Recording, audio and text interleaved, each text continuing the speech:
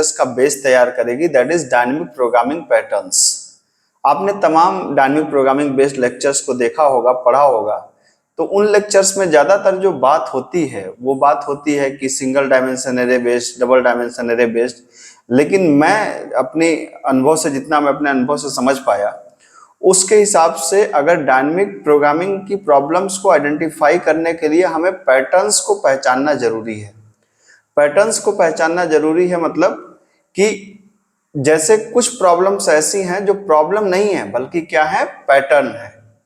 इसको मैं ऐसे समझाऊंगा आपको कि जैसे गांधी जी एक व्यक्ति नहीं है, एक विचार है, ठीक है। अंबेडकर एक व्यक्ति नहीं है, एक विचार है।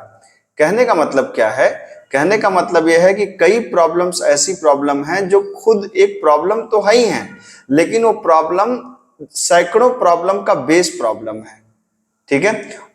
उसी तरीके से आपको अगर उन प्रॉब्लम्स को आप आइडेंटिफाई करने लगे तो इसका मतलब बाकी सारी प्रॉब्लम्स में क्या होता है, बाकी सारी प्रॉब्लम्स में सिर्फ और सिर्फ उस पैटर्न्स को पहचानना होता है। प्रॉब्लम स्टेटमेंट आपका बदल जाएगा लेकिन बाकी सारी चीजें वैसी ही रहती हैं, ठीक है। जैसे मान लीजिए कि आपने कहा कि सबसे इंपॉर्टेंट, मैंने अभी आपको डायनेमिक प्रोग्रामिंग के 2 लेक्चर पढ़ाए हैं और दोनों ही लेक्चर में मैंने आपको बताया, 2 या 3 लेक्चर मैंने आपको रिकॉर्ड करके दिए हैं और वहां पे बताया है आपको फिबोनाची पैटर्न। तो फिबोनाची एक प्रॉब्लम नहीं है, मैं बार बार आपसे कह रहा हूं, फिबोनाची एक पैटर्न है। एक प्रॉब्लम तो है ही है लेकिन उस पर बेस सैकड़ों प्रॉब्लम्स हैं, जिसमें कंसेप्ट बिल्कुल इस्तेमाल होगा फिबोनाची की तरह, थोड़ा सा स्लाइटली चेंज होगा, वही आपको सोचना होता है, ठीक है।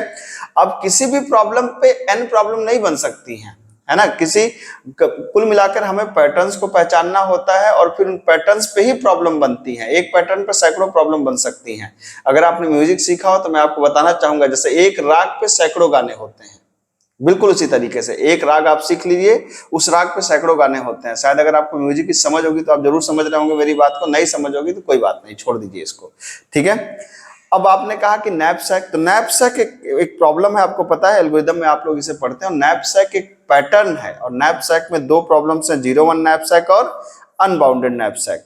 तो ये दोनों तरह की प्रॉब्लम्स पे बेस्ड बहुत से क्वेश्चन बनते हैं, बहुत ही इंपॉर्टेंट पैटर्न है। आगे चल के उसी में नैपसैक में थोड़ा मॉडिफिकेशन होता है तो एलसीएस पैटर्न बनता है। तो एलसीएस भी एक प्रॉब्लम नहीं है, एक पैटर्न है। उसी तरीके से जैसे आपने कहा ग्रिड एक पैटर्न है। ग्रिड का मतलब यहाँ पर ज्यादातर इनपुट मैट्रिक्स के फॉर्म में दिया होगा। नैपसैक और एलसीएस भी प्रोसेसिंग तो मैट्रिक्स के फॉर्म में होती है लेकिन इनपुट जनरली मैट्रिक्स के फॉर्म में नहीं होता। वो एरे स्ट्रिंग दिया गया होगा इस तरीके से, 1 एरे 2 एरे ऐसे दिया गया होगा, लेकिन ग्रिड पैटर्न में इनपुट ही आपका ग्रिड होगा, मतलब एक कुल मिलाकर के एक मैट्रिक्स होगा, ठीक है। और फिर उसमें मैट्रिक्स वाली जो फिलॉसफी होती है इस्तेमाल की जाती है। फिर लास्ट में आता है MCM pattern, one of the hardest pattern. तो मैट्रिक्स चेन मल्टीप्लिकेशन एल्गोरिदम का एक बहुत इंपॉर्टेंट प्रॉब्लम है। उस प्रॉब्लम पे बेस्ड सैकड़ों प्रॉब्लम बन सकती हैं अगर MCM pattern, and this is one of the challenging pattern, जो बहुत बड़ी बड़ी 10 लाख 15 लाख 20 लाख की कंपनियों में इस तरह की पैटर्न्स के प्रॉब्लम्स का डिस्कशन होता है। तो मैं जो अपने प्रॉब्लम में, जो अपने डीपी सीरीज में लेकर के चलूंगा, इसी को लेकर के चलूंगा कि पहले हम लोग पैटर्न्स की बात करने, जैसे फिबोनाची पैटर्न पे कुछ प्रॉब्लम को सॉल्व करेंगे, फिर नैपसैक पे सॉल्व करेंगे।